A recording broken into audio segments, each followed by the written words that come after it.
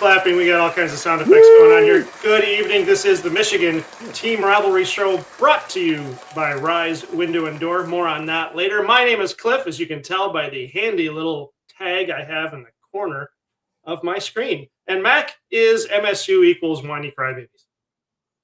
Yep. Because they are. They are. All right, sure. It wasn't offsides. Yeah, like that was going to do anything for you. We've got a good show for you tonight, but first I have some jokes. I just decided I'm just going to announce that. I'm just going to say I've got jokes. You want to hear this? I came up with these a little while ago with some help, but here we go. You ready? I've got 3 jokes, so don't take too long here. Can I ask who your no. co-writer? Okay. So number 1, what's the difference between James Franklin and GPS? The GPS will recalculate if the route isn't working. Why did Brian Kelly apply to Walmart to be a greeter? I don't know. He heard they don't require bull rins or regional authenticity. What's the difference between James Franklin, Brian Kelly, and a pumpkin patch? The pumpkin patch produces in October.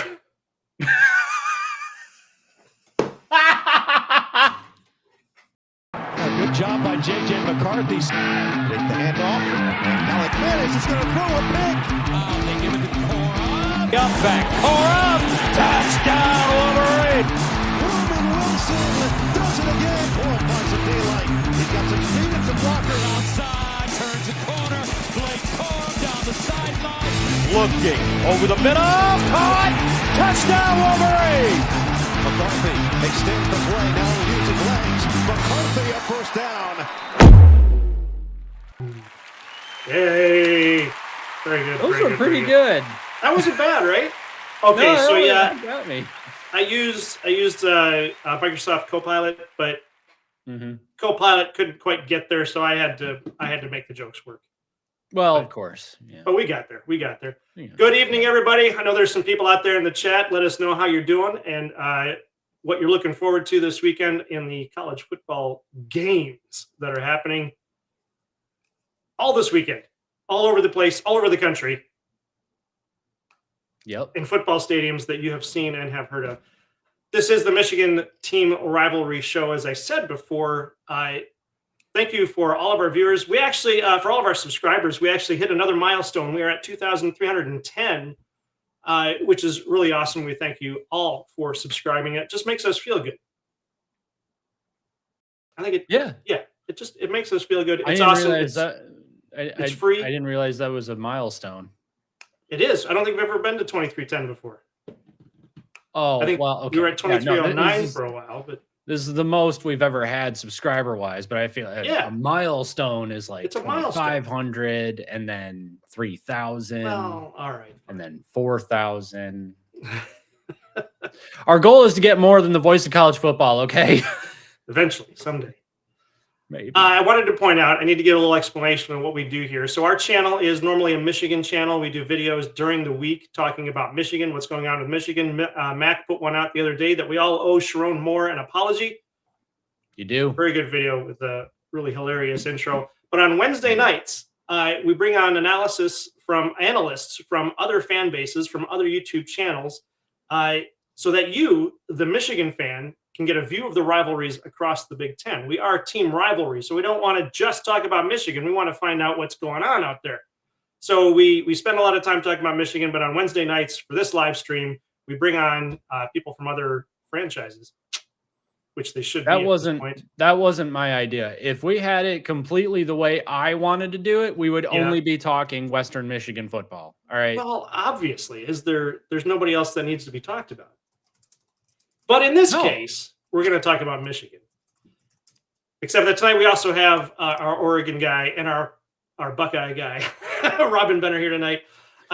So we're changing up the format a little bit tonight. We're going to have a lot of discussion in the first 2 segments. We're going to look at what the week was, what the week will be is segment 2. And on segment 3, we're going to go over some games. I don't know why I'm talking so fast. I don't know if that's more engaging or just annoying. You guys can let me know. If you're out there in the chat, just let me know if I should talk faster or if this is okay. You're engaged? Yeah. Do you want to get to the ad? I do. I did not put a poll in the chat, but if anybody wants to answer a question that I didn't ask, feel free. All of this in 90 minutes. Actually, no, I did have an idea for the chat. What's your pick for the Big Ten championship? Will it be Indiana versus Ohio State, or will it be a November surprise? Because there's always the possibility if Michigan beats Ohio State, things change up a little bit. But we're going to get into that in a little bit. So chat, let us know what's on your mind tonight. Gaming Tremor is out there doing his thing. Johnathon Smith is as good as MSU can get. They need to be careful about wanting him gone. I guess that's possible. Yeah. Oh, okay. He's calling the Big Ten. No, he's right. I'm trying to type the poll. Oh, okay. Mac is putting a poll out there. Are you ready to do the ad read? Yes. You are? All right. Yes. So as we said, we are brought to you tonight by Rise Window and Door. We're going to get to that, and then we're going to bring on the guys. Maybe. Mac is staring at his keyboard when he's supposed to be doing it. I'm attempting to write the poll. All right. This episode of Team Rivalry, I should probably be happy about it because that just looks better for their brand. This episode of Team Rivalry is powered by Rise Window and Door, serving Jackson, Ann Arbor, and Lansing. Rise delivers expert craftsmanship, not just in windows, doors, and custom trim, but across the home improvement spectrum. Locally owned and operated, they bring big precision with small town care. No cookie cutter solutions, no shortcuts. Whether it's upgrading your exterior or transforming your interior, Rise handles every detail with the care and precision you want for your home. Call 810-673-7473 or head to risewindowdoor.com to schedule your free consultation today and let Rise help you realize the vision you have for your home. Look, if you need any home improvement work done whatsoever, they do a really great job, and you'd be supporting the show, so it's a win-win. There you go. Thank you very much, Mac. If you have a company that you would like to advertise on this channel, let us know, and we will find somebody who can do that.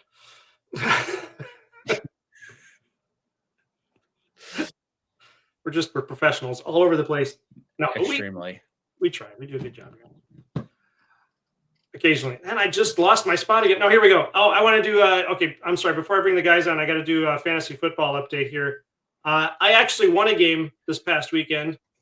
Whoa. Oh, and then I cut myself off at the bottom here. I'm actually at the bottom where you can't see it. My win doesn't matter.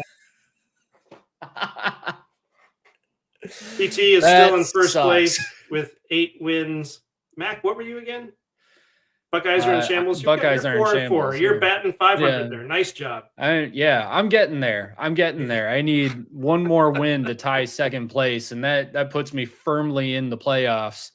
Freaking GT, when we started this whole thing, I suck at fantasy football. Yeah, right. Yeah, well, bro's got a cheat code somewhere. The fantasy football, just to remind everybody, this is a members-only fantasy football league that we put together to try to do something for members. We're going to be putting together our own top 25 poll that members can vote on. I am working on the code for that for our website, and then we will put that on the channel here during our live streams. So be on the lookout for that. If you're a member, stay a member. I'm going to have that ready to go. Hopefully, we can match up with the CFP, and I think that'll be a lot of fun too. All right. So we should bring the guys on because they're probably getting mad at me right now because they've been out there for so long. I guarantee Ben is. All right. Well, let's bring Ben on first. See? Ben is here. This is what I get. This is the treatment I get. This is it. Yeah. We are your Big Ten reigning champions, as I noted in the private chat. So that's you will pronounced show some dictator. That's pronounced dictator. All right. No one wanted you here. We all kind of want you to leave, and yet you're blowing all of us out. So there we go. Mm-hmm. All right, now you got to bring on the national champions, the reigning national champions. All right, that is Rob from Buckeyes Battlecry. Ben from Quacking Off, Rob from Buckeyes Battlecry. How are you guys doing? Doing good. I'm not gonna let you guys get away with being wishy-washy with Sharon Moore. One day you're ready to show up with pitchforks and torches at Is he an ogre now? Schembechler Hall, and and then the next it's like, okay, let's throw a parade and have this big party for him. I never said throw him a parade. We don't have that kind of budget. You have Ellison. But if we did. Oh, I thought you meant Team Rivalry. Team Rivalry does not have that kind of. If you can get Larry Ellison to throw Sharon Moore a parade, I will go and I will watch half of it and then probably get hungry and leave. Maybe not you guys, but like a good amount of the fan base right now is just really wishy-washy with Sharon Moore. Yeah, and just All like right. I'm sorry, but like beating an extremely inferior Michigan State team with no imagination, no identity, no head coach. Yes, I said it. They don't really have a head coach. He's just there to fill the position. It's just like, I get that it's your rival and it can be exciting, but in terms of like, okay, we forgive you, like Sharon, we owe you an apology. It's kind of like, that can't be the eye test, man. You still got to get through these last games and make the playoffs. Cause I know you guys really want to make the playoffs so bad. So here's my rebuttal. All right. Here's what I have to say to that. That video got 1,000 views and $10 in ad revenue. So kindly, nuts to you. I can't argue with that, man. I can't. $10 is $10. I got half a coffee at Starbucks with that. So a whole half? A whole half. Nice. Wait a minute. Wait just a minute. You're right, over here asking for a diaper fund, and you're spending that $10 revenue on Starbucks? Man, I didn't go to Starbucks. Are you kidding me? I'm getting called out now. I'm kidding. Oh my gosh. Found out there are sound effects on here. There we go. There you go, man. Okay, so here's what I'll actually say. Wait, is this part of the questions that we have coming up, Dad? I can't remember. Well, we're already behind schedule, so if you could speed this up a bit, I would be very appreciative. There's 14 people out there wondering when we're going to start asking questions. So do we need to start talking in double speed? Like probably, yeah. 1.5? Just yeah. crank it up. All right, cool. Let's talk about Sharon Moore then. Oh, so he actually wants to go Ben Shapiro mode on us. Okay, let's do it. Let's go Ben Shapiro mode right now. Let's go. Oh, first of all, I gotta Here's the thing. I think Sharon Moore is actually a pretty good coach, but his team is really young. Okay. I think that maybe his offensively speaking, the offense isn't really there just yet because they're all true freshmen. Okay. You got half of the offensive line. Okay. Right now, they're all true freshmen. All right. Bryce Underwood, true freshman, just turned 18 years old. Okay. Now, I understand that this is hard for you to understand, but listen here. Facts don't care about your feelings. Okay. That's actually really good. Yeah, I was like, that was actually really, really good. Not bad. Not bad. Yeah. All I had to do was make it sound like I had a cold and was on cocaine. And I think that went okay. Yeah. Yeah. Looking at the chat here, John Hatfield is out there. He says, Ohio State beats Indiana in the championship game. Moose, I'm going to put your chat up real quick, and I'm going to take it back down. Because remember, we're a family show. He doesn't like Ohio State. Let's see. Everything is about Ohio State. Wait a minute. Okay, so GT says, like I said in the previous video, if you take away all of Sharon Moore wins, he's 0-7. That is unacceptable. But as I said to GT, if you take away all of his losses, he's 14-0, and I'm not sure we're worthy of him. So it really just depends on how you pull the data. It really is. Yeah. Yeah.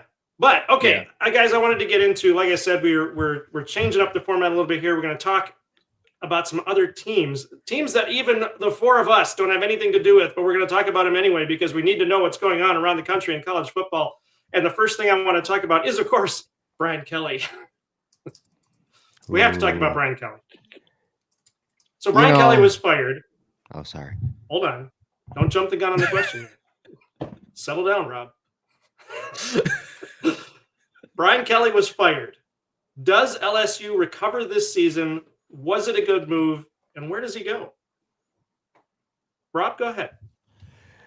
I'm just going to tell about this one story that I read. It just shows the character of Brian Kelly.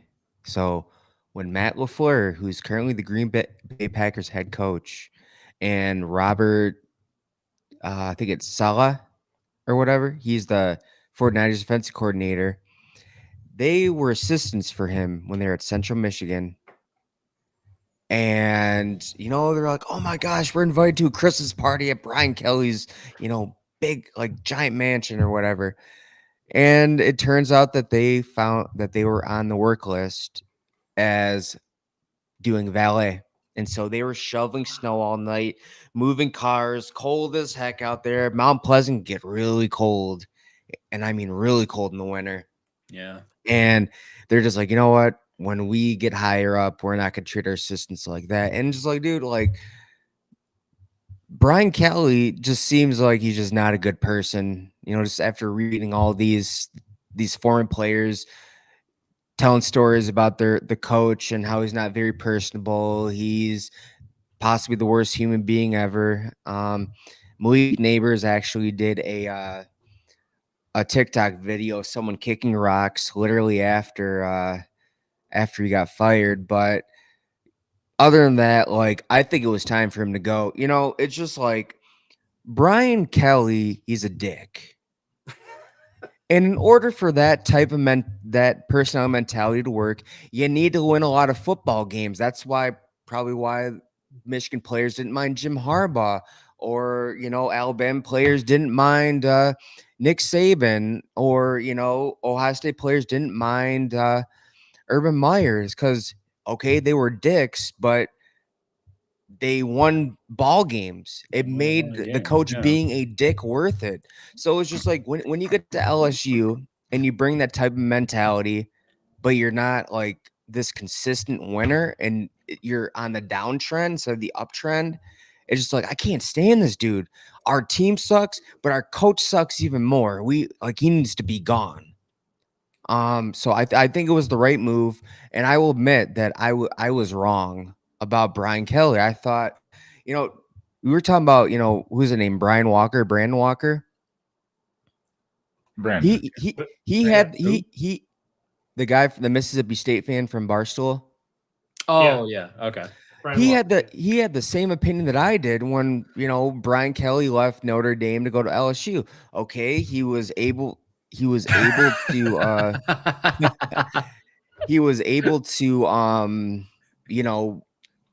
make them a contender. They went to a national championship game, multiple playoff games, with the restrictions on recruiting as well, because of academics. He was able to turn them into a consistent winner and, get in the playoffs and, again, the national championship game. Okay, he goes to LSU where there's no academic constraints. There's more resources. There's more money, possibly. And got it wrong. Got it really wrong. I'm like, man, like, he beat Bama his first year. He, was in the SEC championship game. It could only go up from here. But it's just like, if you look at he has James Franklin crunch those numbers together, and top 5 wins, top 10 wins, top 15 wins. Those are James Franklin numbers. They're pretty much the same coach. So, the other thing is that, do I think they recover? I don't know, man. Maybe it's an Ed Ogeron type of deal when they get somebody taken over who they just actually really love. And they're like, thank God Kelly's gone. We can actually breathe now. They could, but it could go either way. They may not win another game, or they may win a good amount of the games that they have left. But overall, they made the right decision. They're going to be fine. And what was funny is a top commit, a top recruit who did a visit literally committed the day after Brian Kelly got fired. That's So where do these guys go from here then? I'll shoot this one over to you, Ben. Do you think guys like Brian Kelly and James Franklin, are they going to find jobs, or have they basically used up their clout at this point? I have to agree with a lot of what was just said by Rob. Brian Kelly he's kind of rough around the edges. He does seem kind of like a dick. I mean, just that's the best way to put it. If he wants another job, he'll find a job. Just like James Franklin. Someone's going to pick up James Franklin pretty quickly. And they should. With LSU, this is what we were talking about, I think, on Sunday. We were saying, what is this dynamic? You had Penn State. You obviously had Virginia Tech, UCLA firing their coach. Then you had Penn State. Then Florida and LSU went, well, screw it. Let's just roll the dice here. This is a massive, like, just, I don't know, there's just an effect. Have we had this many top-tier programs open at once in the same year? I know, it's crazy. It's just rapid fire now. And yeah, LSU, they will win at least one more game this year. They have at Alabama coming up. They have home against Arkansas, but then they have Western Kentucky at home. But then they're at Oklahoma, so they might win one more game. But like Rob said, you could all of a sudden the team could just fall apart completely and not show up at all, or they could be like UCLA and like find themselves and get like new momentum. For Brian Kelly, though, I just want to know where he's going to go, where he can start having another fake accent. Exactly. That's what I want to know. And why did he do that? It was silly. So stupid. Mac, I'm going to throw this one out to you. We have the this question from GT. Would you guys rather have a head coach? Who would you rather have as head coach of your team, James Franklin or Brian Kelly? Gumby. I don't know. Both of them suck. I mean, that's a terrible. Oh my gosh, those are terrible choices. But that's probably the point of would you rather. Who would I rather, James Franklin or Brian Kelly? Let's see. James Franklin beat Ohio State once. Brian Kelly, I don't think ever beat Ohio State. Brian Kelly beat Michigan State several times, but frankly, so did James Franklin. So I guess I would have to take James Franklin. But here's the thing, like you're talking about, he's got the fake accent and all that. Brian Kelly is a fake football coach. He's not really a football coach. He's just a guy who goes in there and dictates to the program what's going to happen and then gets mad when it doesn't happen. He doesn't actually know what he's doing. He's got a fake accent. He's a fake football coach. You know what? While he was at Notre Dame, I bet he wasn't even Catholic. But it is what it is. I think I'll take James Franklin over Brian Kelly, honestly. Here's the thing, too. Do you think either of them have a shot at coaching Western Michigan? Because that would be amazing. Like, I would take James Franklin at Western Michigan in a heartbeat if the guy doesn't mind a 99% pay decrease. I was just going to say that. I think they probably love to have either of them, but they probably just can't afford them, even in this case. Yeah. All right. Well. But my brother's, I think it was junior or senior year. So he was running back Catholic Central, transferred to Canton, and he was actually being recruited by D'Antonio when he was at Cincinnati. And then when D'Antonio left for Michigan State, it was Brian Kelly. And thinking back at this, I'm like, thank God, that kind of just fell apart at Cincinnati. I can imagine my brother being there because it's just like, from what other players said, just like, unless you were doing something significant on that team, you didn't exist. Like, there were a couple players who he talked to a lot. They were doing great things, but you know what? One ended up with a tumor. One, broke their leg or whatever. They didn't hear from since. Like, yeah. Jeez. Moose agrees. Moose says Brian Kelly's a strange dude and never play for a guy like that. Yeah. Some of the stories that I'm hearing now, I didn't know any of this about Brian Kelly. Rob, I was watching your show last night, like we were talking about, and I didn't know any of those stories. So yeah, I can't imagine anybody wanting to play for him either. GT says he heard Brian Kelly skipped mass even when they had a noon game. Wait, do they have mass on Saturdays? Every day. Oh, but yeah. The story that got me the most was the recruiting story and the barbecue and stuff. Going back for like 3 servings. Yeah, I would take James Franklin any day of the week. James Franklin just seems like he's a nice guy.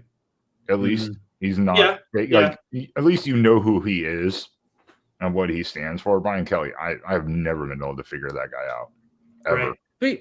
But here's the thing too. At Penn State, what was James Franklin's problem? It was top 10 opponents. Everybody else was fine. He was able to beat everybody else, but you've got Brian Kelly over here Well, losing to well, Ole Miss. hold on. Until UCLA and Northwestern.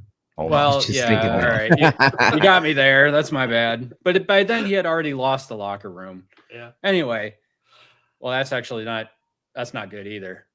But whatever. I mean, at least he didn't lose to number 13 Ole Miss, number 17 Vanderbilt, and then get blown out by Texas A&M. And then LSU's got number 4 Alabama next, so that's a blowout. Then they've got Arkansas. That's we'll see. Western Kentucky, they'll win that game because the SEC refuses to schedule competent competition in November.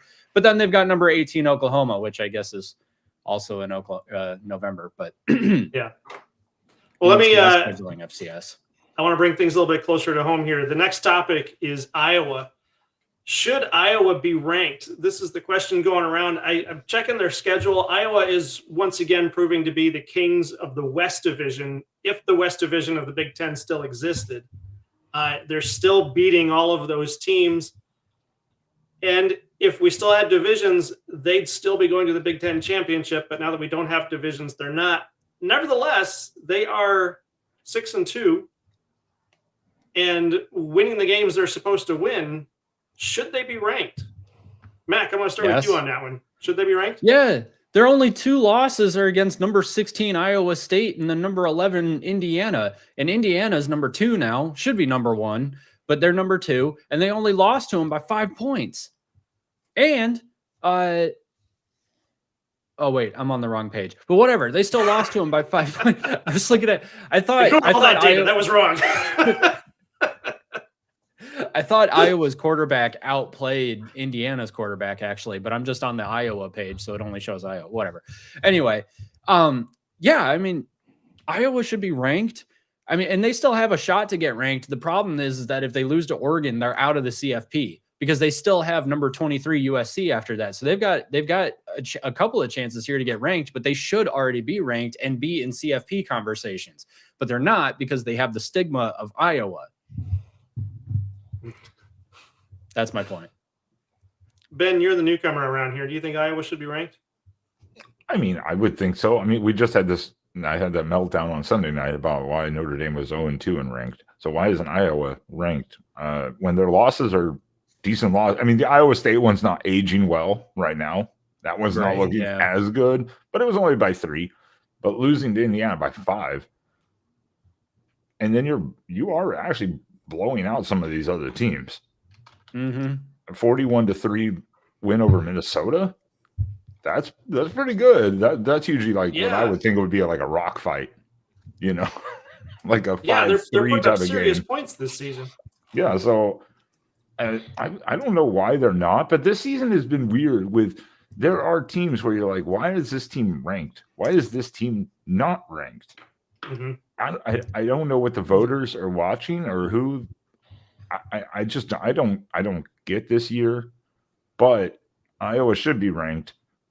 Yeah, they have Oregon, and then they're at USC. Then Michigan State, that could be interesting. At Nebraska, though, yeah, do they come out of that unscathed? Well, we'll see. Obviously, they get a bye week right now, same as Oregon to reset, but they should be ranked at this point. They should be. I would say at least. I mean, they should be at least 20 to 25, somewhere in that range. At least they should be getting some respect. Yeah. Rob, what do you think? Yeah, just like USC should be ranked above Michigan, but I'm not going to complain. But, looking at this, I mean, yeah, they had that 5-point loss against Indiana. They lost to Iowa. What is Iowa State ranked now? 18th? Iowa State's ranked? I didn't realize that. Oh, wait. No, they're not. Yeah. No, they're not. No, I don't think they are. Okay. So, gosh, I forgot what Iowa State's record is. Iowa State was 16 when they lost to them, and right now they are. Sorry, I'm pulling it up right now. I got it. What is Iowa State? They're not ranked. Shit. Oh. But language. I mean, sure, yeah, have them ranked, but they'll be right out of the rankings after November 8th. That's, I mean, fine. I mean, their resume. What I'm saying is, like, I feel like Iowa and Indiana were the best teams they played, who were actually worth a dang, and they lost to both of them. So it's kind of like, who have you beaten that's actually like worthy, like noted a team that they beat. Well- So it's kind of like, yeah, I mean that's where I'm at. But if you rank them, they're only gonna be ranked for like this week, and then they're done because they're gonna lose. They're gonna lose to Oregon. I don't think they have enough firepower to go against USC. They're at US. Wait, are they at USC? Yeah, they Yes. are. They're at USC, and we saw what happens, when teams go to play at USC. And just their overall offense, I don't think they're gonna have enough offense to keep up with them. And USC's defense, it's pretty good. So Yeah. I mean, they'd only be ranked for a week, but I'm gonna have to say no based off the team. The two teams they lost to, they were actually worth a dang. Other than that, they beat teams to me that they're supposed to beat. Yeah. Moose says Iowa's offense has improved a lot. Yeah, I agree. They're putting up crazy points now. Crazy for Iowa. Blue Wolverine coming through the super chat. Thank you very much, sir. Appreciate it. Hey, thanks, B-Dub. Love Blue Wolverine. Been a longtime supporter. Really appreciate you being around. For those saying, okay, so this goes to you guys. For those saying they should be ranked, who are you dropping out? USC. I'm sorry, I got you covered up, Rob. You look like you're peeking over the.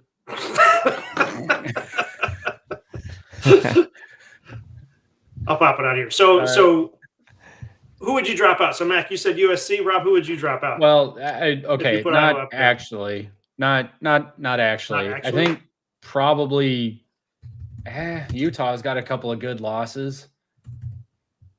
I don't know.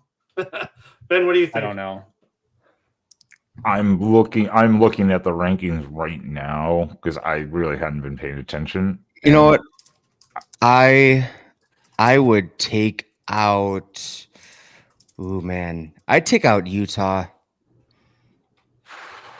All right. What about Utah. Who did Memphis lose to? Memphis lost to UAB and doesn't have a single ranked win outside of 18 South Florida. Boot Memphis. Memphis. Get Memphis out of there and put in Iowa. Get them out of there. I mean, personally, if I want to be fully biased, I would boot Texas out because Texas just sucks. I'm sorry, Texas is. Yeah, they give up 38 points to Mississippi State. Yeah. Well, I mean, they suck now because Arch Manning got injured and he's out for the season. When they had Arch Manning, that makes them better. That makes them better. Oh my gosh! Oh, I know you're joking, but that pissed me off so much. All right, Arch Manning gets taken out of the game, and all of a sudden, Texas's offense gets better. Get out of here. Well, he actually got injured. That's why they'd take him out. Well, yeah, I know. Yeah. And that sucks for him for sure. But he gets taken out of the game, and Texas's offense got better. Then again, in all fairness, so if you want to drop Memphis out, they're 7-1. I think then you have to go, well, who's 7-0 and not ranked also, and so then I think Memphis would just be replaced with Navy. I know that just hurt people's heads there for a second, but I actually would put Navy in there, I think, instead. Geez. There are too many good teams. Yeah, Moose says that he said a while back, once Iowa got their offense figured out, there were going to be a problem. I think that's true. Obviously, Iowa's defense has been carrying that team for years, and like I said, they're still defeating all of the West Division teams. So GT says he would drop Notre Dame. They play 3 teams with a pulse all year and lost to 2 of them. Yeah, they were 0-2 at the beginning of the year and still ranked. They were 0-2 and 23rd or 22nd or something ranked. Yeah. Notre Dame is not ranked, but the thing about sorry, they're 5-2 or they're number 12. Sorry, Rob. 1 second here. So they started the season 0-2, but I mean, I guess those 2 losses are looking better. I don't know. This isn't the SEC, okay? I don't think there's such a thing as a good loss. Although they do play Navy, but Navy has a chance to knock them out. So GT says maybe they can be ranked, but the polls are trying to set a narrative to make sure they're in the playoff, and it's annoying. Yeah, To me, that's when with you Notre Dame. lose, Yeah. Because Notre Dame's a draw. It's like there's certain teams, just like the SEC wants to keep their teams in there because they're a draw for TV viewers, and that's where the money is, and that's what they want to do. Well, and in all due respect with the rankings too, this year has been just a disaster because all the teams that were so highly ranked are, for the most part, just average at best. We've seen their average. That's why I don't understand why Indiana, no offense to Ohio State, I don't know why Indiana actually isn't, or Texas A&M, why those two aren't actually number one. They're 8-0. They actually have more wins. Mm-hmm. And Texas has not looked special, so that kind of diminished that Texas win a little bit. But right. I get it. They're all right there. They're very close to each other, and you can argue what order you want to put them in. Fine. Right. What was I just? Maybe they can be right. Oh no, that's one we just did. Mac, somebody named Tammy says you need more vitamin D. I don't know who that could possibly be. Mom, but you may want to talk to her about that. I was going to bring up this point moon. about Notre Dame and just being ranked in general. If you lose to two teams or the only teams on your schedule that are worth a dang, do you actually deserve to be like? I mean, what are they ranked now? Notre Dame. 12. Yeah. I'm sorry, but like if you lose to the teams that matter the most, the two teams on your schedule that matter the most, you should not be ranked that high. I agree. I don't understand these rankings at all. You've got 1, 2, 3, 4, 5, 7-1 teams behind Notre Dame. I mean, it doesn't make a lot of sense, but all right. So then the general consensus here is that Iowa ought to be ranked. They're up there, but there's something going on with the ranking system. Speaking of rankings, though, so the next question I wanted to bring up to you guys, since we've got so much going on in the coaching carousel here, the coaching chaos, we want to ask the question. So we know about the guys who have been fired, but a couple of coaches out there that are not living up to expectations: Johnathon Smith and Luke Fickell. Are they? I know we've talked about this before, but just real quick, maybe this is just a yes or no question. Are they done at the end of the season? I know the AD has come out and said they want to keep them, but if they keep losing, will that change? So are they done at the end of the season? I think Luke Fickell is done, even if Wisconsin's not done with him. I think they're going to mutually part ways after the season. You think he's going to ask to leave? I think he's going to ask, how can I get out of this contract? I think, he's starting to see what the situation he was put in is, and it's a complete disaster. We're talking about just the biggest recruiting fall off of like all time. I mean, they weren't high in recruiting, but now it's worse than ever. They're not even like top 40, top 50. And it's just his starting quarterbacks they got from the transfer portal have gotten hurt 3 years in a row. That's got to take the wind out of your sail. Their offense has been completely pedestrian. He can't really get receivers in the portal. I mean, it doesn't seem like they have much NIL. I know Jalen Ballard has, came to Wisconsin, but when you don't have a quarterback, it's impossible to get any results. Yes, they're known for their defense, which Fickell, obviously defensive minded, national champion, defensive coordinator. But, at the same time, it's just like, okay, I'm putting in all this work to prop up our defense, but our offense isn't doing much, and I can't get these weapons. I can't get the resources that I need. So it's just like, I think someone else needs to come in and just take care of Wisconsin. I know I saw a lot of on LSU forums that their fans are actually saying, hey, can we get Luke Fickell? He's a culture builder. I know he wasn't good at rebuilding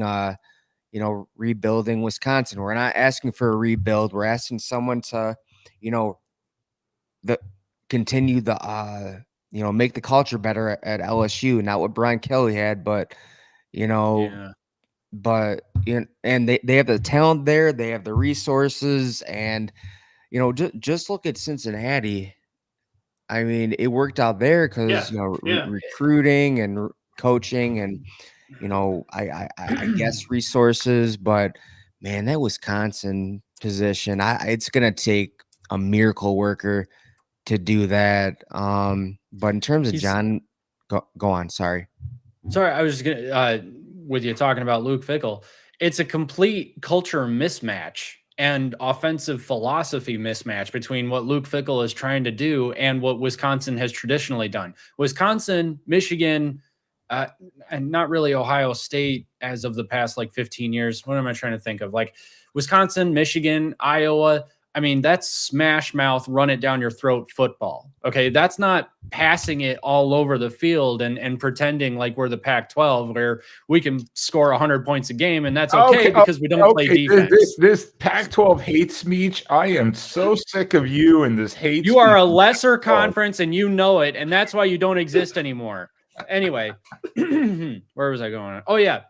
Fickell would actually, you make a great point with Fickell to LSU though, because Fickell, okay, yes, exactly. This is what Gaming Tremor is saying. Fickell is to Wisconsin what Rich Rod was to us. Yes, completely. The identity is not there.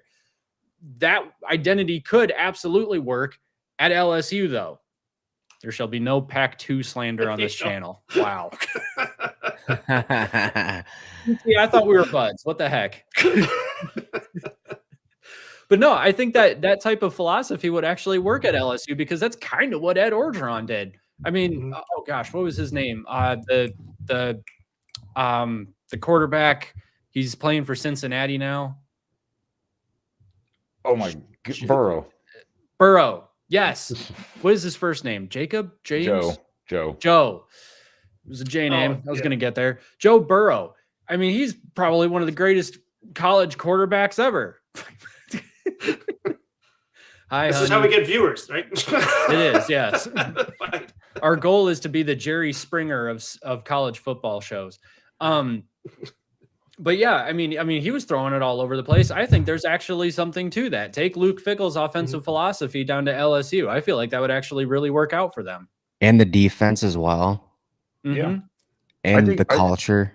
And I think, Mac, you're on the right thing there, because it's the same as when oh crap, what's his name? The old coach from Georgia Tech, when they parted ways with him years ago. He won the Sugar Bowl or whatever, the Orange Bowl over Mississippi State in 2014, 2015.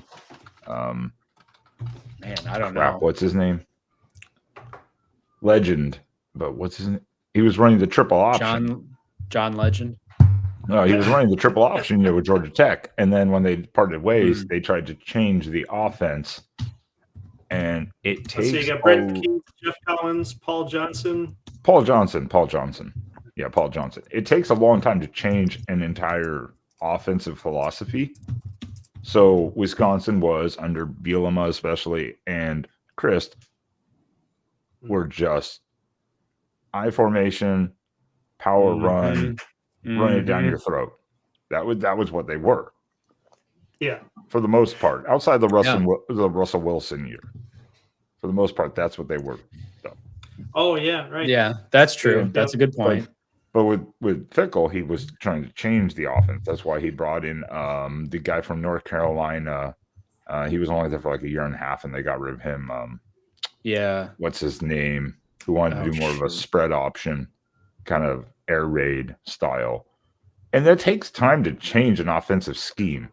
So I think that's what it is. This is like a transition to a change, but Fickell maybe is just burnt.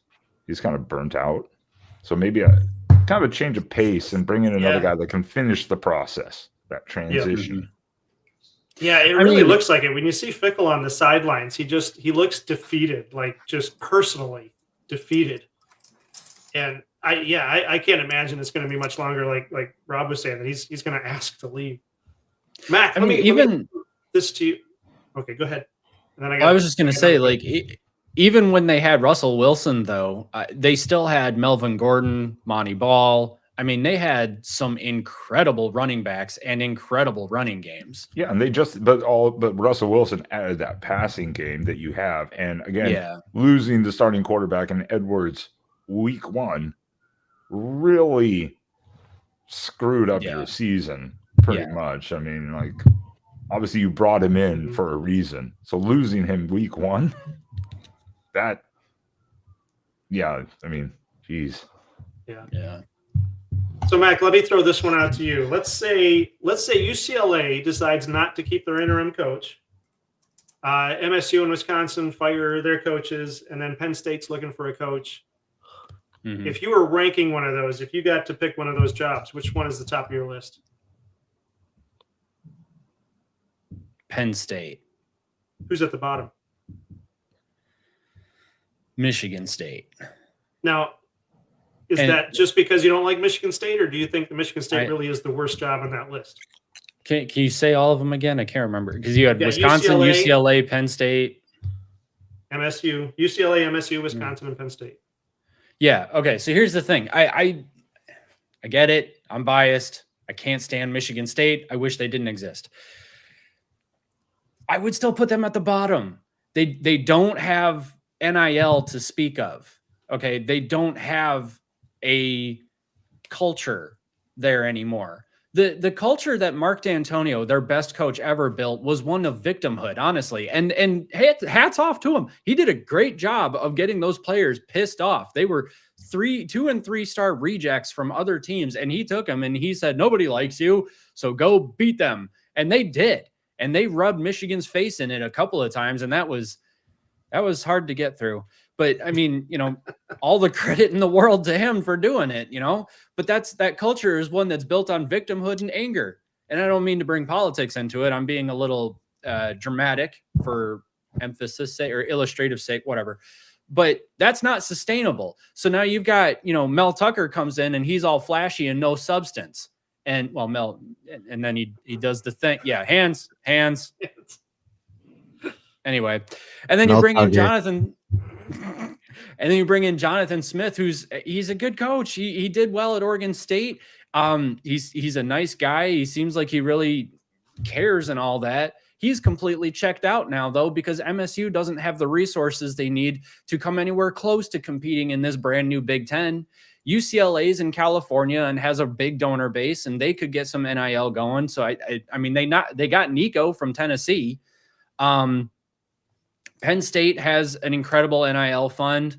And then Wisconsin, I think, still has the brand to go off of. I don't know a ton about their NIL, but they do still have at least a good enough.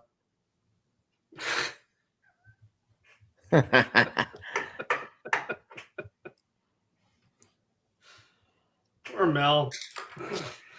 That was great. You know what? I don't. Mel Tucker and Monica Lewinsky could start their own organization. Oh, God. There's a throwback for you. Ben and Rob. I'll start with Ben and then we'll go over to Rob. If you had to rank those four, what we're ranking Big Ten coaching jobs: UCLA, MSU, Wisconsin, Penn State. Ben, what do you think? Who's at the top? Who's at the bottom? I mean, obviously the top two are definitely between Penn State and Wisconsin. Both have Wisconsin, has a great fan base. That's one thing. Penn State has a great fan base. I think Penn State has the most resources, so I'll put them number one. Wisconsin's right behind them. MSU, UCLA, though, that is where you do kind of like coin flip, like in a way. And I hate the Bruins more than I hate the Spartans. So I would take Michigan State over the UCLA job because remember, UCLA covers half their stadium in tarps. Right. They can't get people to go to games. True. Yeah. And the cost of living, if you're a coach, to live in Los Angeles in that area, in Pasadena, way more expensive than living in Michigan, for instance, Yeah. Way more. So I would put Michigan State over UCLA, to be honest. UCLA has been lost for like a decade. Once they fired Jim Mora, yeah, they have been lost. So Right. Penn That State, is- Wisconsin, Michigan State, UCLA. That is a Rob? really good point. Yeah. Rob, what do you think? Man, obviously Penn State's at the top. They're not going to be in like a rebuilding mode. They just need the right coach who's going to take them past the to the next level. You know, James Franklin already rebuilt that program. They have good NIL fund, a lot of resources. Man, second, gosh, you know, if we're talking about the new age of NIL, who's to say that UCLA doesn't have more NIL than Wisconsin? Man, you would think that they would. I mean, they're in an area that has, well, like you said, it's expensive to live out there, so a lot of rich people live out there. Yeah. But man, I take Wisconsin. Dude. There's a rich history of winning. They just seem to be. I still understand to this day why they fired Paul Christ. I think that was a bad move. That was a mistake. I think that was like Nebraska. Who was it? Bo Pelini. Pelini. Yeah, I was thinking that was like Yeah. Nebraska firing Bo Pelini. Like you Wasn't got that rid Bo of the Pelini guy. had some anger issues? Oh, now that guy was a dick. If you want to talk about a dick coach, that guy was a dick, but he won games. But he won games. Right, yeah. But they just I feel like they did want something like more in terms of like I don't know. But yeah, I compared the Paul Chris firing to the, you know, Bo Pelini. Like now you're irrelevant. You wanted something more. Yeah, you took a big risk. You got something less now. You're currently the doormat of the I mean, I wouldn't say you know, they kind of are the doormat of the Big Ten in a way.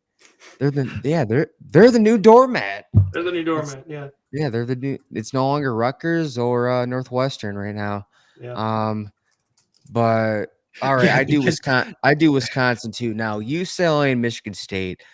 I don't know, man. I feel like there's a lot of rich donors for Michigan State, a lot of rich alumni, but at the same time, Magic Johnson. you know, yeah, Magic Johnson. His tweet was right on par. Oh my with- gosh. he can't stand to watch the team anymore. But at the same time, I feel like Michigan State's gets in the way of Michigan State in terms of their administration. You know, I think I talked about this last time about they fumbled the two best head coaches in college football, Nick Saban and Urban Meyer, because they didn't want to give him the keys to the program to be able to build a juggernaut. So you know what? Give me And the other guy UCLA. fumbled his balls. Man, give me UCLA, and then dude, I just feel like after you know D'Antonio put them in this big hole in terms of recruiting and wanted to stay for his bonus. Which congrats, you got the bonus, but you gave up on their recruiting trail. You left them in the slump. Mel Tugger made it 10 times worse, and you know you have players who transferred. Decommitments, and it's just Oops. so yeah. MSU is like the least desirable job right now. I can imagine. You two controlling this stream is MSU. amazing. It's crazy, isn't it? I didn't think it would pop it up all of a sudden like that. I agree with Rob. Rob and I are on the same thing where it's like it's really hard to pick UCLA, MSU. It's kind of like it's like a coin flip almost. You're like, Yeah. oh, it's rough. UCLA doesn't do great administrative wise either, though. They've made some really. I mean, they let go of Chip Kelly. Remember? Yeah, They fumbled that one. I'm not sure if GT is how much of this he's joking about or not. I heard obviously Russell Wilson's not going to come back and play college football, but I heard Russell Wilson has 1 year of eligibility left and won't play for the Giants, even if Dart is concussed. Could he save Wisconsin? If Russell Wilson came back to Wisconsin as a coach, could he save Wisconsin? Is what I'm thinking. No. Could he come back as quarterback? As a player? They let the G League guy go back to Louisville in basketball. Oh yeah. Let the NFL pro quarterback go back to Wisconsin. I mean, it's only going to make them marginally better at this point. And then John Hatfield says LSU is the best coaching opening. So Ben brought up, you know, Chip Kelly leaving UCLA. I feel like that's like kind of like what could happen to Luke Fickell You know, I mean, you got to look, dude. Chip Kelly took an OC position to get away from UCLA. It was a great OC hire for Ohio State, but that just tells you about the state of the UCLA program. And I have a feeling it's gonna be the same thing with Luke Fickell. He's gonna be like, you know what, screw it. I'm gonna go back to being a DC at a prominent school.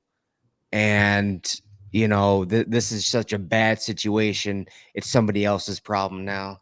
And with Chip too, again, he did not like to recruit. That's been known since Oregon days for the most part, but he loved the Pasadena and LA area. He was very open about it. He loved living there. Yeah. So it wasn't that. It was just like the UCLA administration is they're not good. Like they're just not very committed to football. It's kind of like Cal and stuff like that, where it just doesn't feel like they're like invested wholeheartedly. And that's why, he wanted to get out of that situation. He was like, you know what? Screw it. Yeah. Take the OC job. Yeah. I wonder how well. I don't want to get into that. Let's get too political there. Oh, no. Let's drag this show down. Let's drag it down. I'm just thinking, aren't all the universities in California free, paid for right? through taxes? I think isn't all tuition in California paid by taxes? If you're part of the UC, the University of California, like level, I think.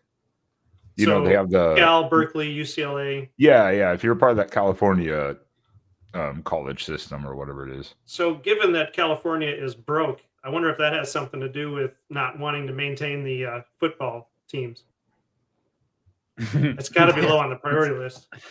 Also, in all fairness, let's put it this way: renovating and updating the Rose Bowl is quite a project because of the history of it. So they also have to take that into account. So there could be that too. But I mean, I don't live in California, and I never would. So there you go. I did once. Well, I'm sorry. Actually, I was going to say that.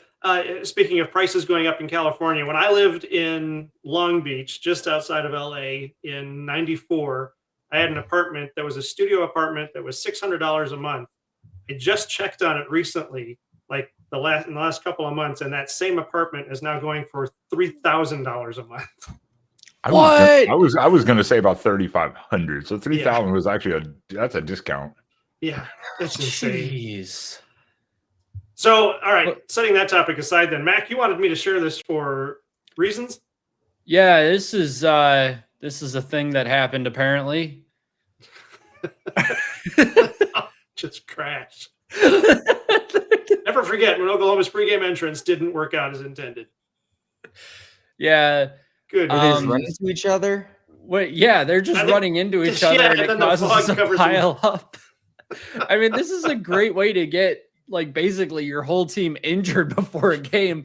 And honestly, their dignity is injured at this point. Like you can't play at this point. You're too sad and upset with yourself. It's right up there with when they try to come out and break through the banner and the banner doesn't break. It doesn't break and they all just pile up on top of each other. What? Why you guys have to crap on Oklahoma though? Remember they have that the Schooner Sooner tipping over years ago. That's true too. It's like why are you crapping on Oklahoma about this? What about the USC entrance playing Alabama prime time and only lose like 42-7? The whole like dog barking and stuff. Like we're animals. We're gonna kill you, and then they get murdered. Absolutely murdered. So stupid. Yeah. It gets brought up every opening weekend. GT says 2-bedroom apartments in Orange County were $2,500 a month 15 years ago. And Orange County is terrible. You think as bad as LA County is, which is we lived in LA County, Orange County was right next to it, and it was awful. All right, I gotta look up how much they are now. So moving on, and chat, appreciate everybody out there keeping up in the chat and throwing stuff out there. The next question, so now we're looking forward. We're going to switch over. We were talking about the week that was. Now we're going to talk about the week that will be. The status of the Big Ten championship. I got to go back to John Hatfield here had a chat that I wanted to put up. Oh, here we go. You'll see why Ohio State is number one when they wipe the floor with Indiana again this year. Last year, I would agree with that just right out of the gate. This year, I don't know. I'm not sure that that's as much of a gimme as we I don't think know it is. either. But the status of the Big Ten championship, that it's looking an awful lot like right now that it is going to be Indiana and Ohio State. It could be Indiana and Oregon. There's a long shot for Michigan to be in there. I don't know if that's mathematically possible still, but what was the other? Oh, and I guess it's also possible you could get Iowa in there. So what do you guys think? What's going to happen? Looking forward now, we've got 4 games left. What's your prediction right now for the Big Ten championship? Let me throw that to Ben first. Ben, what do you got? Well, Indiana does not have to play Ohio State during the regular season, so that is a good thing for them. They already got over Oregon. What do they have left? They have Maryland, Penn State, Wisconsin, Purdue. Indiana's going undefeated. They're going undefeated. Yeah. So it's going to take an Ohio State loss to then bring up the tiebreaker points, whatever type of situation. Because again, like say Ohio State losing to Michigan. Let's just bring this up. Oregon doesn't play Ohio State or Michigan this year. So then how do we deal with the tiebreaker situation of who goes to the Big Ten championship? Because at this point, right, Indiana is a lock. I think pretty much they're locked. I think so too. Yeah. Indiana's really good. I mean, let's put it that way. They're really good. What they've done with that defense this year is outstanding. So I do think it's going to probably be Indiana, Ohio State for the Big Ten title. But other than that, yeah, I think it would come down to, unless Oregon stubs their foot again, like with Iowa, for instance, it would be one of the, it would be that three, those are the 3 teams I think that you're looking at. You're looking at Indiana, Oregon, or Ohio State. Mm-hmm. And it just depends on who doesn't screw up, basically. Like everyone kind of controls their own destiny in some way. Oregon less so than the other teams now that we have the loss to Indiana. But those are by far the best 3 teams right now in the Big Ten. Yeah. Rob, do you see any way that Ohio State doesn't make it to the Big Ten championship? I would say the only way is a wild guess. Well, that's why I asked it that way. Okay. All right. I'm trying to get, the reverse comment here. I would say the only way is if Ryan Day pees down his leg for the 5th year in a row against Michigan. But dude, I'm seeing just a different Ryan Day this season than any, like he's embracing whatever game plan they have. And I think he's finally realizing that, social media doesn't matter. Stats don't matter. And, also that what he has for the team, he's trusting his staff more. He knows he has Matt Patricia. He knows the type of defense that he has. The development of Julian Sanders has been absolutely elite, by the way. He knows what type of wide receivers he had. Is the run game good? It could be a lot better, but when you have a quarterback like Julian Sand who has an 80% completion rate, and the way those wide receivers are able to work the sidelines and able to get separation. I mean, fine. You guys want to guard Jeremiah Smith. Cardinal Tate is way better this season than he was. I mean, it was so. But the only way that they don't get in is if they get in their own way again. I think this is going to be a new Ryan Day. That national championship game was. I mean, that national championship trophy was a reset. Will it be a tough game? Absolutely. It's the biggest rivalry in all of college football.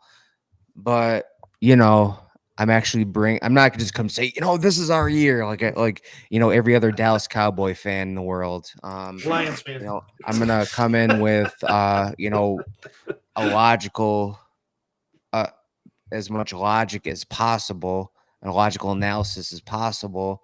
much as you can. and Football, just yeah. say this is a different Ohio State team than we've seen before. They're very businesslike. They don't care about the outside noise, and they're hungry. They're determined. But other than that, I think it's going to be Ohio State, Indiana. I have to do a rebuttal quickly against Rob. I apologize, Rob, for your love of the Ohio State Michigan game.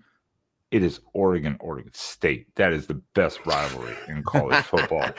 How dare you? How dare you? Mac, let me ask you this way. Can I just say something real quick? I have a very insightful comment that I would like to make. Ben's full of crap. All right, ask your question. If Michigan beats Ohio State, does Michigan go to the Big Ten championship? Oh, let me see here. If Michigan beats Ohio State. If Michigan beats Ohio State, do they go to the Big Ten championship? I'm going to say probably not. Probably not. Well, okay. So then let me put the question a different way. Then, do you think that Michigan can beat Ohio State this year? Yeah, they can beat them. Last year proved that Michigan can beat Ohio State under any circumstances, apparently, except for the one where they get inside Jim Harbaugh's head and the other team has Urban Meyer as the head coach. That apparently doesn't bode so well for us. Michigan absolutely has everything that they need to beat Ohio State this year. Ohio State has a subpar offensive line that does really good in pass protection, but not so good in the run blocking. Michigan's really good. When they don't blitz crazily like Wink Martindale likes to do sometimes. So if Michigan can just stay in coverage and play bend, don't break, yeah, Michigan that absolutely has everything that they need to beat Ohio State. Is that a guarantee? No, absolutely not. Ryan Day's a really good coach. Ohio State is a really good football team. I was entirely wrong about Julian Sayin. Actually, I didn't say anything about Julian Sayin. I said what other people said about Julian Sayin. But he's putting together an incredible season. Jeremiah Smith kind of seems like a jerk, but he's really good at football, so good on him. I think that this season feels like Ohio State will win that game. But even if Michigan does, Oregon's still probably going to go to the Big Ten championship because they're ranked higher. And they have better losses, which, not to bring SEC logic into this, but it's true. So, Mac, to Rob's point, though, do you think that is Ryan Day over his Michigan problem? I think is maybe the key question here. Well, we won't know until it happens, right? Sure. I mean, here's the thing. I'm I think you're gonna see that. You know what?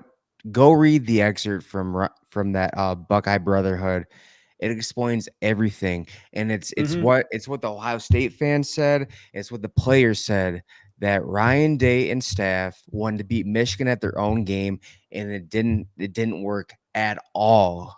Which was they wanted to beat them at the run game because Ryan Day looks at stats. He's on social media. I mean, dude, that just tells you everything about when he called out, "Where's Lou Holtz? I want to know where Lou Holtz is." Like, the dude was constantly on social media. He was living inside his own head. I mean, even in other games, living inside his own head and just outsmart himself. You know, that honest team meeting got things going in the right direction for him. And just hearing his wife talk about the amount of work he put in for the playoffs, I honestly think this was a huge reset for Ryan Day. Now, I will say that, yes, it's going to be tough that it's on the road. But what I think you guys are going to see this year is that, one, I don't think Ryan Day is going to be living inside his head. This is the most calm, cool, collective he's been all season. Two, you don't have Mason Graham, Kenneth Grant. And they're going to stick to the game plan that's going to work for them. They're not going to try and play Michigan's game. That's for sure. Michigan's going to outrush Ohio State, and Ohio State is going to outthrow Michigan. but those stats are not going to matter. Who's going to win? Who's going to win? And it's going to be their own styles of football. Rob brings up a great point there. And as the outsider, even though the reigning Big Ten champions, oh my god, he brings a good point, because that's what happened last year was Ryan Day, Chip Kelly. They're like, yeah, we're going to do this. This year, though, Michigan actually has a quarterback that has at least a pulse. You know, he doesn't run the camera cranes and stuff like that. You know, on trick plays. Well, why'd you put the camera crane there? Yeah, it was 10 yards off the field. He just couldn't stop, man. I mean, Rob brings up a great point. This year, I think you're going to see a much different battle. And it will just be kind of like who stubs their toe, who makes the wrong decision and call. Yeah. And this is not going to be that type of ugly game, because Ohio State's got a really good defense. They've shown that.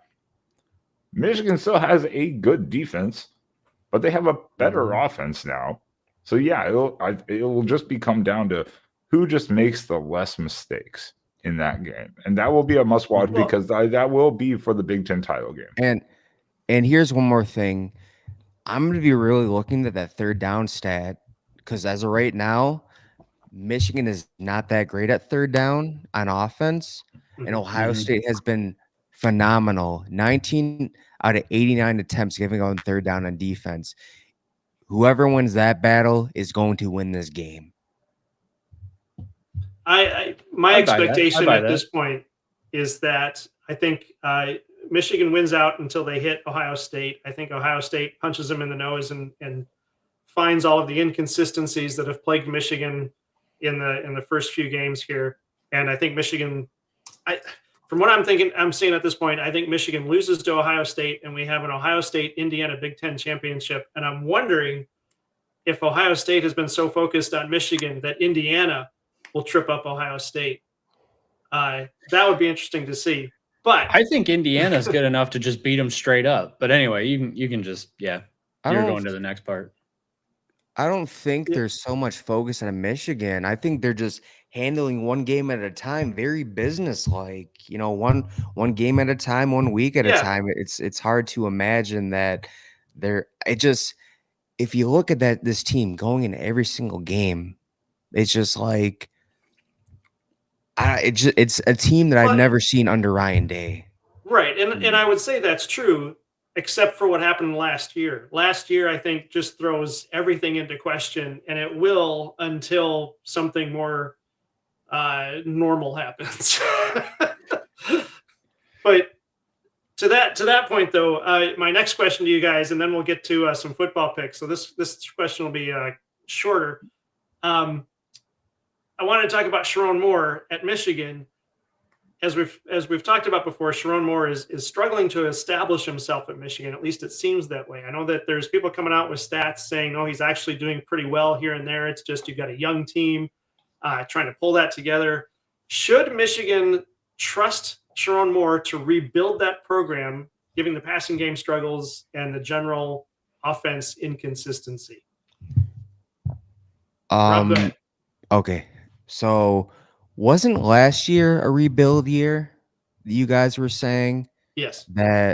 So is this year rebuild year too? I don't know. Like, so which it's one okay is to it? have. It's okay to have more than one rebuilding year when this you is don't Michigan. have a history Remember, of it's buying the players. Michigan Wolverines. You know what? The standard needs to be here. I'm just kidding. Well, I know. I mean, This guy thinks he's talking to TJ right now. I mean, that's what I've been saying for a while now. Is that we had our golden age from Schembechler to Carr, but we haven't had that at all. We had the spurt with Harbaugh, and that wasn't even his whole tenure. That was just the last 3 or 4 years. So it's frustrating to me that Michigan doesn't have that consistency that you see at Ohio State or some of these other programs. But Sharon Moore, and I like Sharon Moore, and I'm willing to give him a chance. And I feel like he is building something. It's just not happening the way we want it. So that's why I'm asking, do we?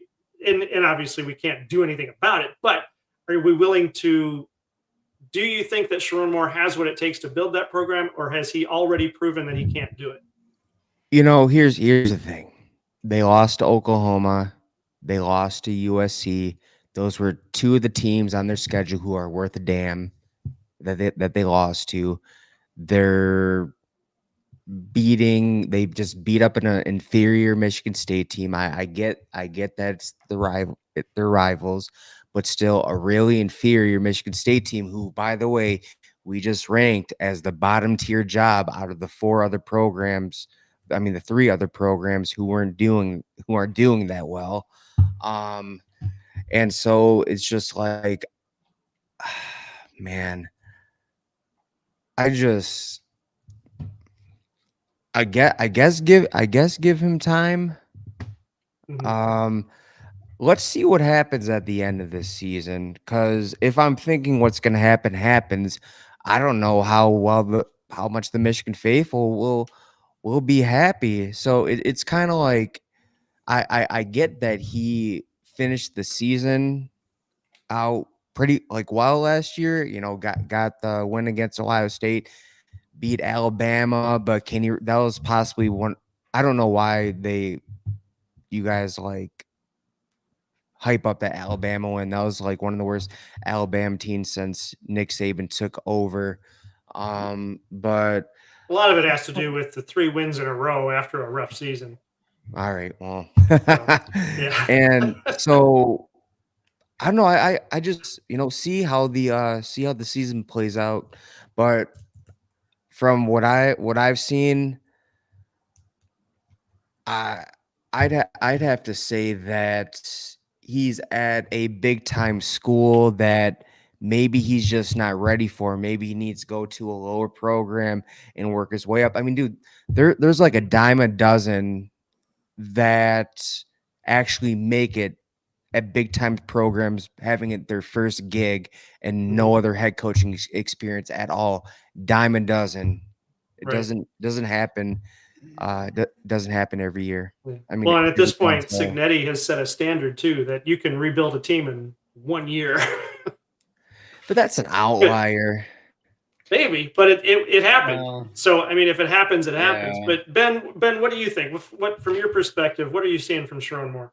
Well, I mean, the same way, like you just said, Cignetti just literally took Indiana last year, rebuilt it, and now he's improved it already. And that takes an institution to back him and be committed and find the right players. And that's evaluation.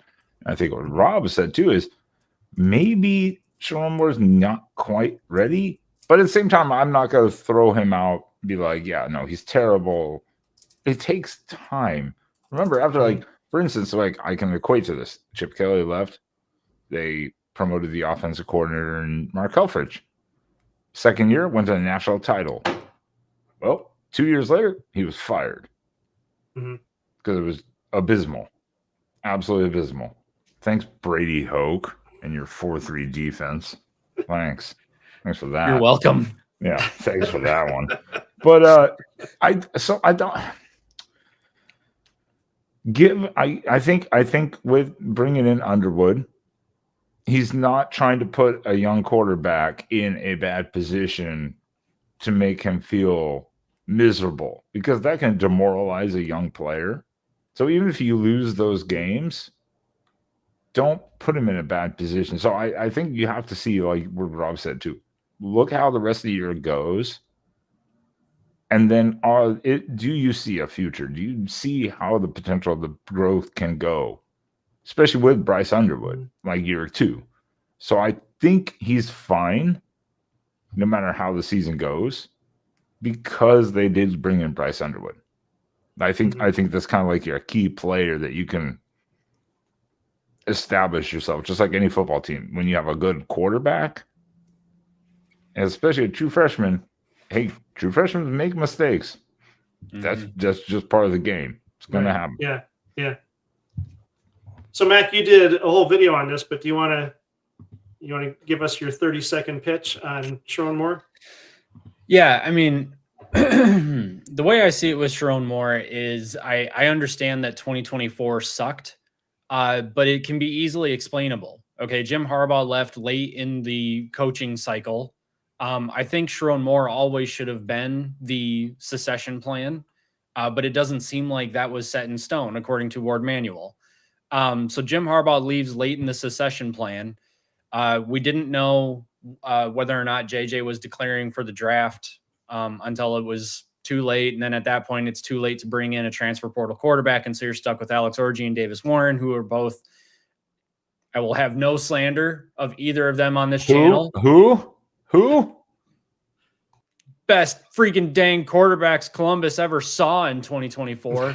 Anyway, and only 2024 and only in November. But anyway, point being is that the failures so far are explainable. Okay. Let's look at this year. Oklahoma, the game plan was not the right game plan. I still don't disagree with the game plan because, again, if they had taken Bryce Underwood as a true freshman 18-year-old into Norman, Oklahoma and asked him, hey, do you mind putting all of our hopes and dreams for this game on your shoulders? And if he would have said yes, because he is that type of kid. And if he had gone out there and had a bad game, he spirals and then he's gone in the offseason. And then Michigan just tanks from there. USC sucked. Okay, I don't know what to say about USC. That was a terrible game plan by Wink Martindale. What I will say about that is that since then, he has shifted. He shut down Washington's offense, which had every ability to do the same thing that USC did. He shut down Michigan State's offense for the most part. Michigan State, I understand, sucks. Okay, I get it. It's not, I mean, they're not good. But still, I mean, Aiden Childs, when he starts getting, when he gets hot and is throwing the ball around, he's not awful. Okay, but they still shut that down fairly well. So it seems like Wink Martindale is learning, and he got better as the season progressed last year too. So for me, it's all of the failures thus far are explainable, or there has been noticeable learnings and actionable insights taken from them. The rest of the struggling, the rest of the vanilla stuff that we see, the fact that they didn't come out and blow Michigan State out 45-0, that to me is on the fact that this team is basically 75% true freshmen. Now, all of them are playing extremely well. All of them are coming back next season. So I think next season is really the one where you start to see this take shape. The problem is that next season's schedule is freaking brutal. So I would love to say it's CFP or more is done next year. But even then, I think even a good coach with next year's schedule would struggle to make the CFP. So we just kind of got to wait and see. But I think that he deserves at least one more year after this season. Okay, so Rob is going to go on this point. I'm going to tear into you really quickly there. I'm going to tear into you really quickly. All right. Hit me with it. Wisconsin. On my preview, this was with Wisconsin. Sorry, for this previous season, their schedule is brutal. I said they'd be lucky to go 6-6. That's Fickle's third year. So next year, Michigan's just going to do the same thing and suck on the titty of a hard schedule to make a bowl game, and then get stuck with an okay coach. So at the same time, don't use next year's schedule, as some cope mechanism. Rob, I need you to keep it short. all right. So the only thing I see different this year than last year is, I mean, they've already lost to two teams who were worth a dang on their schedule for now. And that Washington team, no, they don't have the same weapons as USC. Lemon, he's going to be a first rounder. Jacoby Lane, he's going to be up there too. Quarterback is way more experienced. And you know what? As I look at it now, I'm not even like that impressed with Ohio State's win over them. But and also the only difference I see this year, I mean, the offense is a little better. I get but is that Indiana and Oregon are not in your schedule. That's one of the only differences that I see. I'm just being honest about your team. I'm not a buying this with Sharon Moore. There's a reason why we put a his record, what he was going his first year at his parking space. There, I said it. So yeah. Wow. All right, I'm gonna hit a couple of chats here, and then we're gonna actually break down some games. Dringer, which the first time I saw his name over there, I thought it was Dengar, like from Star Wars, which would be cool. He says, how can we forget about Connor? Because if there's some discussion going on in the chat, Sharice is stirring things up, saying Michigan, saying bad things about Michigan. Appreciate all you guys out there defending us, defending Michigan. But he says, how could we forget Connor? Also, did anyone here know he has a YouTube channel now? Yes, I found his YouTube channel, and it is glorious because he actually explains. He breaks down film and actually makes some comments about how you see the signals from the team on the all-22 footage. But it is really cool. Let's see. Focus. Blue Wolverine. Okay, he's talking about straight. Okay, so football. Now we're going to talk about.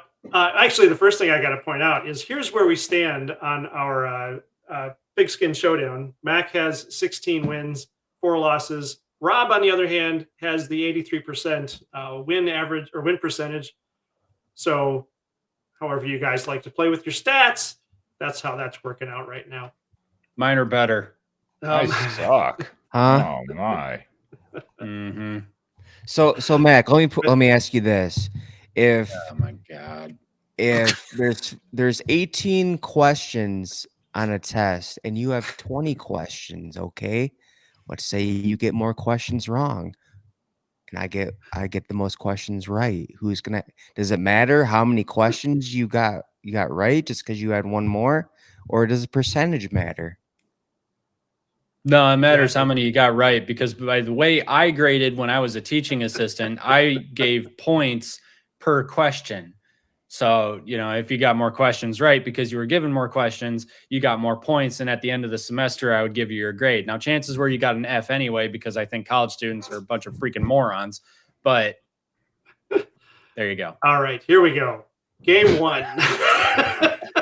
Quantity over quality always. Quantity over quality. Can I just do this right now? Indiana just demolishes Maryland. There we go. There's my number pick. 2, Indiana versus Maryland. 3:30 kickoff. The spread is 22.5 for Indiana. The over/under is 50.5. The FPI has 90% going for Maryland. Maryland under Mike Locksley isn't much different than Indiana under Tim Allen, but it's a lot different with Indiana under Kurt Cignetti. Indiana is making a bid for number 1. Can they prove it against Maryland? So, guys, we're not looking for an in-depth analysis here. We're just looking for a quick breakdown and a pick. So I'm going to start with Rob. Are we doing the 30-second thing? You got to start the timer and do the 30-second thing. No, just go ahead. No, do the 30-second. The 30-second thing was fun, though. I don't have it set up, but I didn't think about that. It's already 9 p.m. It's already 9 p.m. Central. Let's wrap this up. What are we doing over here? You just got to pull out your phone and start the timer. Mac, shut up. Rob, what do you got? So Indiana's on a warpath, just like Germany was, completely just wiping out all of Western Europe. So give me Indiana 40, Maryland 14. Ooh, I like it. Nice job. Concise, right to the point. Ben, go. I mean, same thing. I have other comments to make with Rob's interpretation, but I will not say them on this channel. But yeah, I'm gonna go about 40 to 14. Yeah, Indiana's gonna just curb stomp Maryland. With all due respect to Maryland and Mike Locksley. Mac, bring it home. Oh man, yeah. I'm gonna say Indiana pulls out the good old fashioned blitzkrieg on Maryland, takes them out. 1945 Nagasaki. No, that's terrible. That's terrible. No, we're not going to make a joke about that. I think Indiana's probably going to win, though. Nagasaki style? You mean kamikaze?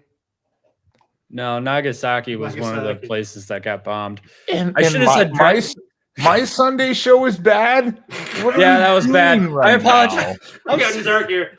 Drinker is it too soon? It got dark. All right, but Mac, did you have a score? Oh yeah, 45-0. 45-0. Oh, All right. hey, gaming. GT says that family fighting is why he watches this channel. So, Dad, you and I need to be meaner to each other. that got dark. Yeah. Sorry. That was actually Sorensen. I guess it changed his name. Oh, all right. It says Sorry. Yeah, well, right. he said it changed his name, so it okay. was Sorensen. Yeah. All right. Well, our next game is Penn State versus Ohio State. Number 1, Ohio State. This is the 41st meeting. The series is 26-14. Ohio State. Ohio State is on an 8-game winning streak versus Penn State. Penn State is on a 4-game losing streak against everybody. That's right. While Penn State is looking for a coach, they're also looking for a win. Will this be the weekend? I can't imagine it will be, but maybe that's the point. Maybe that's the trick here. Could Penn State pull a sneak attack against OSU the way UCLA got the jump on Penn State, or is this game already over? Take it away, Rob. You know, it's Jim Knowles' reunion back at the shoe, and not a friendly reunion. I think you're going to see that Jim Knowles was not responsible for that defense's turnaround, because I think Ohio State has had that this game marked down, especially Devin Sanchez, the moment that he snubbed them at the championship parade and all the nonsense that Ohio State has to deal with the Jim Knowles fallout. So I think Ohio State's gonna be out for blood. This game is personal. Give me Ohio State. You know what? I guess I'm gonna be nice about this. Give me Ohio State 30, Penn State, I don't know, 13, 14. 14. Ooh. Well, you're giving him more points than I'd give him. Drenger here has OSU by 4 touchdowns. That's Tutties. Tutties. Yeah, Tutties there. Mm-hmm. And he also says 38-10. All right. Is that 4? Ben. Wait, 7, 14, 21, 20. Yeah, 20. Mac, yeah. Quiet. It's not your turn. I'm sorry. Well, I was trying to do math. Touchdowns is cleaner than saying tutties. Tutties sounds filthy. It does kind of. This channel just got dirty as hell. Only Okay. if you put an I in it. Get out of the gutter. I was going to say get out of the Duggar, but get out of the gutter. No, look, Penn State is. This is the thing when you get rid of your coach, you either get rejuvenated or you don't. Oh, but also you lost your starting quarterback. Oh no. Yeah, Ohio State 38-10. I think Ryan Day will pull off the dogs late to not be too mean. But yeah, it's not going to be pretty. All right, Mac, before we get to you, we have a special surprise guest. We do? Peter is here. Peter! Hey, Peter. What's up, y'all? What's up? How you doing? Hey, just got back from the right. Just got back from the church chili kickoff and karaoke night.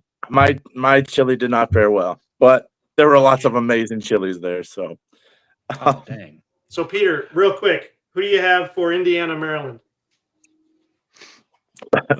Listen, Maryland is September. Maryland has reared its head again, and they're October Maryland, and they've reared their head again, and it only gets worse in November. It's going to be bad. The Hoosiers roll easy. I'll say 45-10. 45-10. All right. So real quick, we're trying to be concise. What do you have for Penn State, Ohio State? Yeah, this one, 38-10. I have the Buckeyes taking it just like 2015. They're running it back, and they're taking a little bit of personal vengeance out on Jim Knowles, both the players and Ryan Day himself. Did you say 38-10? 38-10. Nice. All right. Okay, Mac. No. He stole my score prediction. He did. That's okay. You stole he stole my score prediction. I said it yesterday. You stole Rob's. I said it earlier before you came on the show, so I don't want to. Ben, quiet down. Mac, it's your turn. I think all of you actually stole Drenger's score prediction because he was the first one to call 38-10. Yeah. And then Sharice just comes in and steals it too. So yeah, I'm surprised. Sharice so it is going to be 38-10 then. Apparently everybody thinks 38-10. Yeah. So here's the thing, though. So, Mac, you probably think Penn State's going to win, right? What? Why are you going to do that? All right, Why go you ahead. gotta I'm steal sorry. my Dad, okay, this is high school all over again. All right? I am 30 years old. I am allowed to make my own score predictions and stay out past 9 p.m. All right, well, you all stop right? lying. You're not 30. You're Stop 31, lying. aren't you? Oh, crap. Yeah, I am 31. Yeah. Whoops. Yeah, I forgot about that. I guess that just happened, though, didn't it? You know what? I gotta put the kamikaze to the side for this one. And I hate myself, and I'm probably going to need to work through it in therapy. But Ohio State's probably going to win. Ooh. And call this an emotional hedge, because if Penn State wins now, I'm happy. But if Ohio State wins, my score picker thing percentage, whatever that Rob cares so much about, will get better. And that makes me happy too, because I don't care who's counting. I'm in first place because I've counted the most right games. So Ohio State, unfortunately, is going to win this game. It's probably going to be somewhere in the neighborhood of 45-7. I don't know why you guys think they're stopping at 38, but they're putting in another score, and it's just going to be sad. Now, if Penn State wins this, does this show get canceled? Are you kidding? No, we'll be on Saturday night. I'm asking if Penn State somehow wins, does this whole show just get canceled? I think there is a paradoxical conversion here. I think that with Mac picking Ohio State, that almost guarantees a Penn State win. No, but you know what? When's the last time Ohio State lost at home as a 20-point favorite? I'm just kidding. Yeah, I know. No, that's exactly what's come to my mind. Wasn't that just right. Everybody picked Ohio State in that one, and we were all dead Not wrong. Me. I picked Michigan. I did. I remember. I unironically picked Michigan, and I had my Saturday figured out that I was gonna check out the first quarter just because I'm a fan. I can't just not watch the game. And then Michigan hangs in there, and then it's 10-10 at halftime, and I'm like, well, I got to watch the rest of it now. Not going anywhere now. Cancel that golf. All right, guys, our final game for the evening is Purdue at Michigan. Number 21, Michigan. This is the 62nd meeting between these two teams. The series is 47-14 Michigan. Purdue has lost 6 in a row and must win out just to be bowl eligible. Michigan is, believe it or not, still fighting to be playoff eligible. The consensus is Michigan shouldn't have any trouble winning their next 3 as they prepare to face the Buckeyes at home on November 29th. If Michigan loses to Purdue, everything is off the table, but even a close win won't look good. Will Michigan dominate or survive Purdue? And Peter, since you're number 1 in line there, what do you got? Remind me, who's the home team in this matchup again? Is it the Purdue or Michigan? It's Purdue at Michigan. Yeah, it's a Michigan game. Oh, yeah, we're going to be there. It's a Michigan game. Oh, nice. Excellent. Game, yeah. Well, respect. Okay. Yeah, this is going to be rough. The Boilermakers, goodness gracious, man. God bless their first-year head coach. He's got an uphill battle. He brought in a lot of recruits to try and pull a Chris Ignetti down in West Lafayette, but it's not really working out that way.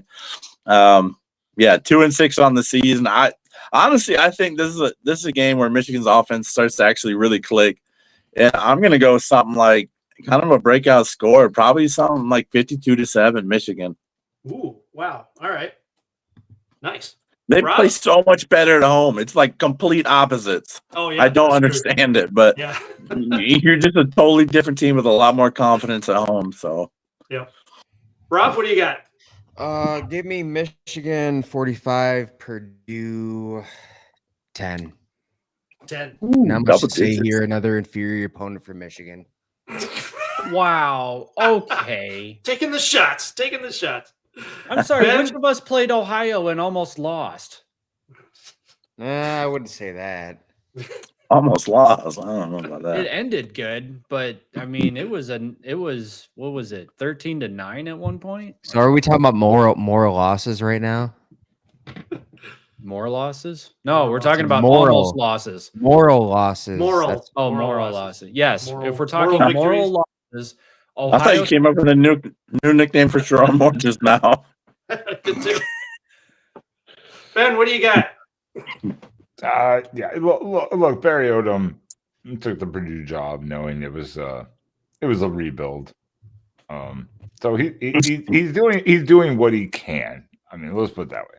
Barry Odom's not a bad coach, but yeah, this is not going to be pretty on the road. It's going to be. I'm in the same range. I'm going 40-10. Michigan wins. All right. So Dedoy is out there. He says, "Forget the spoiler makers. Purdue is a spoiled mess." U of M 42-13. Dringer has it at 31-6. Michigan. Mac, it's all up to you now. Yeah, see, here's the thing. I would totally pick Purdue if Michigan were ranked in the top 3, but they're not. So obviously Michigan is going to win this game. And the game has to be in West Lafayette. Yeah, so Michigan's obviously going to win. I think that they're going to open up the offense. The rumors that we're hearing are that Justice Haynes is injured. And I don't know the extent of Justice Haynes' injury, but if that's even kind of the case, do not play him.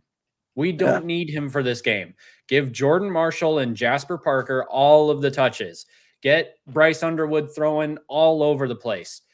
Get everybody as many touches as you possibly can over the next 3 games, because you've got a fairly tough game, not a really tough game because, but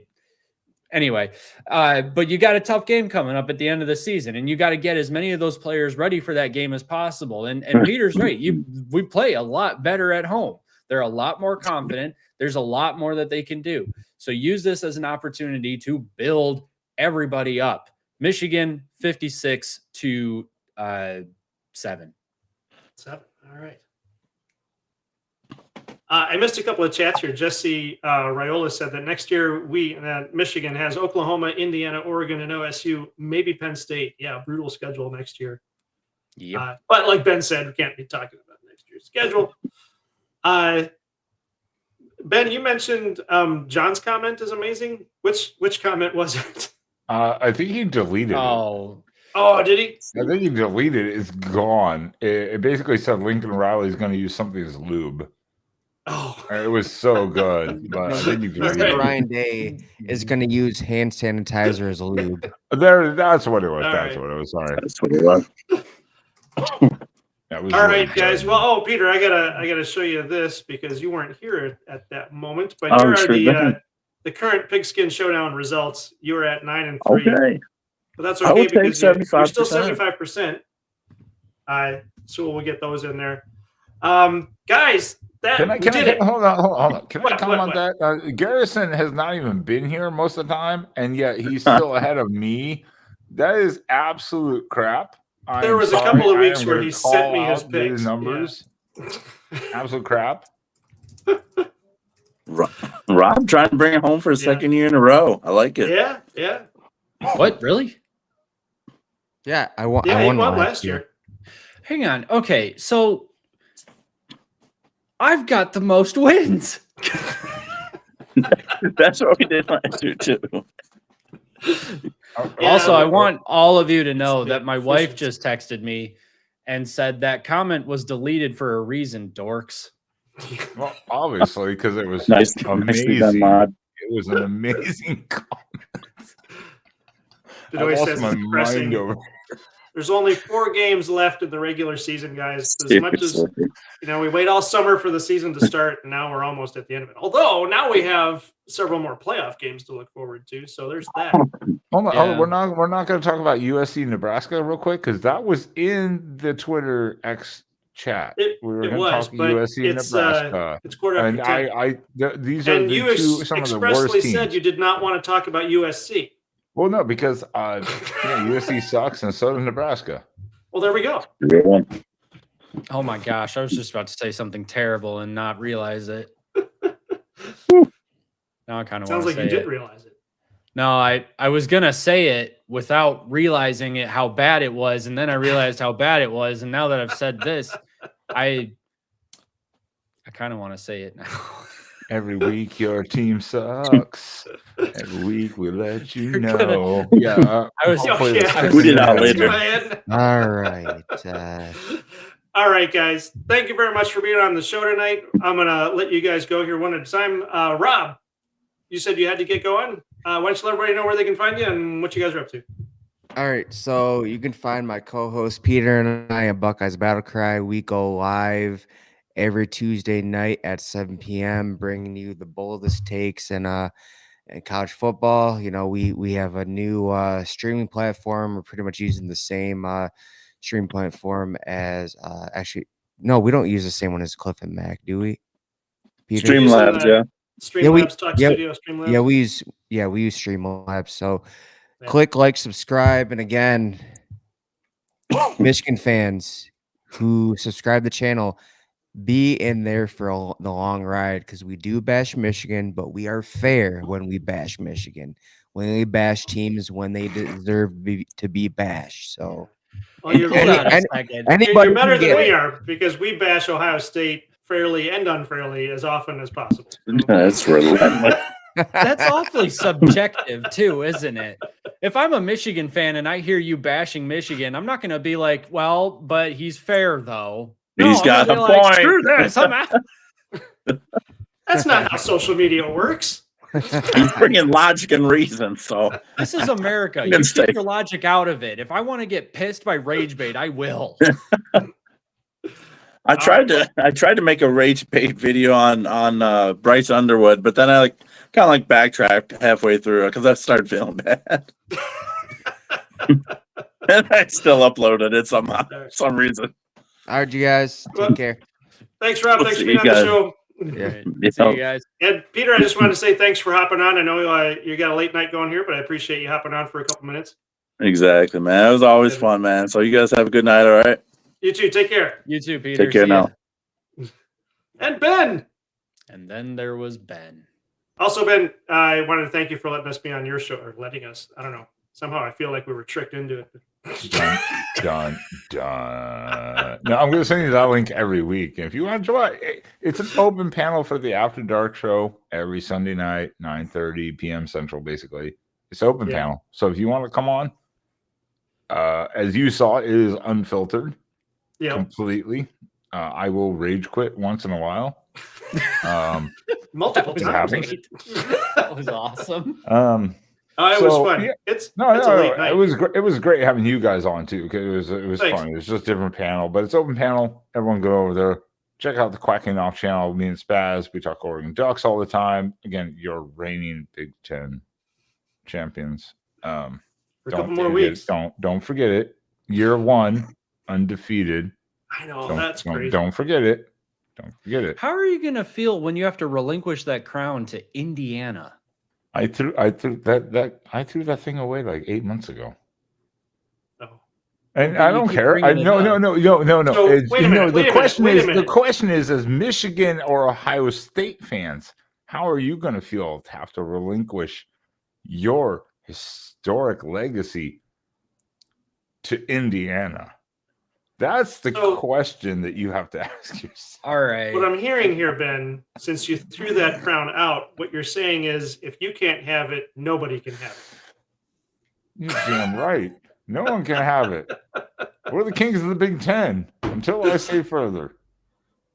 Or So here's the scoreboard thing, though. ends. But As a fan and purveyor of chaos, I would love nothing more than for Indiana to win the Big Ten and unseat Ohio State. And if it costs Michigan their legacy, fine.